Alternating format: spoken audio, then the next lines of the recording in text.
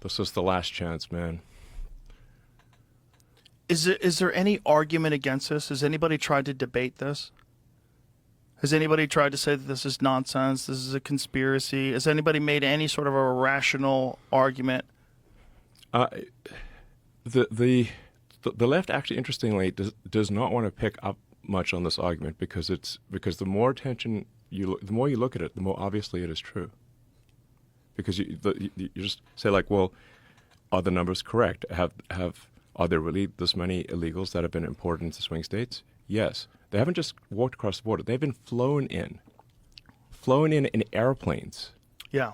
Using a shipping app. Yes. Yeah. They made an app. Well, the app always existed, but it used to be for people coming over here, like shipping with goods, so they could track you while you're in America, so you could legally be here, they know where you are. And then they changed it to allow that app to schedule illegal aliens to come across the border. Yes. Asylum seekers. Yes. Come on in. Yes. Oh, you have an app. And you fly people in. They're literally being flown in to the swing states. And so the reason that I think the left doesn't want to push back on this is because the more attention this gets, the more people will realize it is true. Yeah, it is true. That's why they don't. That's why they're just pretending that they're pretending. I'm not saying anything, but I'm like, yo, they're literally flying vast numbers of illegals who are then beholden to the Democrats. And sometimes I get the rebuttal of people say like, well, these illegals they don't have the same social values as the Democrat Party because they're like more socially conservative. I'm like, yeah, but that's not the point. If you look at the Maslow's hierarchy of needs, their primary thing is staying in the country and getting their friends and family in, and then the Democrats give them all these benefits, like tons of benefits, more benefits than than citizens, literally. Yeah. They're beholden to the Democrats for all these benefits. They want to get their friends and family in, which the Democrats support and the Republicans don't, so they vote Dem. And you can look empirically at California and say, like, did they vote Republican or Democrat in California? Oh, they voted Democrat, big time. Well, Reagan gave them amnesty in the 1980s, and that 86. changed the state basically, except for Arnold, changed the state entirely blue. Yes. And Arnold was an exception because he was like a socially liberal, famous guy. Yeah. And, didn't really impose any radical restrictions on any of the people that were going to vote Democrat in the first place. The whole thing is just, it's bizarre to watch play out because it just seems like this can't be actually what's happening. Did you see my conversation with Fetterman about it? Yeah. He was completely in denial about it. I don't think there's that level of organization. I'm like, what are you talking about? Exactly. Just because you can break it down. So like, are any of these numbers wrong? Because we got these numbers from Homeland Security Government.gov. Okay. Right. So we got it from the .gov website. Has the government reported these numbers incorrectly? No, they have not. Those numbers, if anything, are low. So they have in fact flown vast numbers of illegals to swing states. Yeah. Bypassing the border entirely, and so that is factually true. Then you can say like, well, what is their probable voting pattern? Overwhelmingly Democrat into swing states. And then, well, but do the Democrats actually want to fast track them for citizenship? Yes, they do.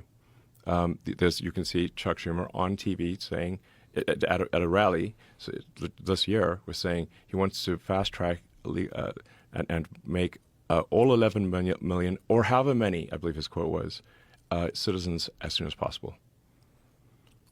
So the goal is they are fast tracking citizenship as quickly as possible, so whether one thinks it's cheating or not, it won't matter because they will be fully able to vote.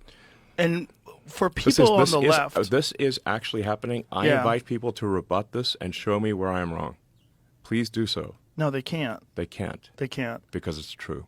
Well, what's scary to me is that there's people that are on the left, like people that were Bernie Sanders supporters, for example. Yeah, Bernie got screwed with talk about undermining democracy. Bernie should have won the nomination, exactly. And they stole it from him and gave it to Hillary. Exactly. That was what I was going to bring up. Like they control the primary process. Yeah, exactly. So like if you have a Democratic primary, it's not democratic. We just saw that. We saw it with Bernie. We saw it with Kamala. a week before Biden, was summarily fired, he was posting that he's in it for the long term. He's going. Yeah. Yeah. He's not giving up. And the next thing you know, Sunday afternoon, they're posting on X that he's resigned from the race. Which is. And his staff didn't even know. Like, they're reading it on the X platform okay, that's how they learned about it. What do you think happened there? How did they do that? Because he's clearly just not in charge, obviously. They could have used the 25th Amendment, right? Fake president.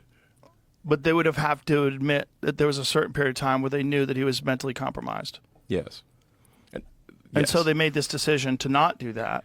Well, the weird thing is that the president's supposed to be the boss. Right. And yet he's obviously not the boss. Right. So who's running the country? If she's busy campaigning, she's so busy she can't do anything except Saturday Night Live. She did that. She's so busy. She's constantly campaigning. How could you be paying attention to international relations? Yeah. How could you be paying attention to the economy? How could you be paying attention to any of those things? How do you have the time? You can't. Yeah. I mean, Biden being the president's supposed to be the CEO, the chief guy, he was commander in chief. But it just obviously that Biden was not. He was just a puppet. And when the various puppet masters decided that the puppet it was no longer useful, they just tossed out the puppet and then got a new puppet with Kamala. I mean, Kamala can't even talk. Now you invited her on your show. I think the most damage that could possibly be done to a campaign is going on your show and seeing what she says in hours 2 and 3. 2 and 3 is when things get 2 spicy. And 3. Yeah. And I'm like, oh my God. You can hide for 20 She's minutes. gonna melt. You can hide for 20 minutes. Exactly. Yeah.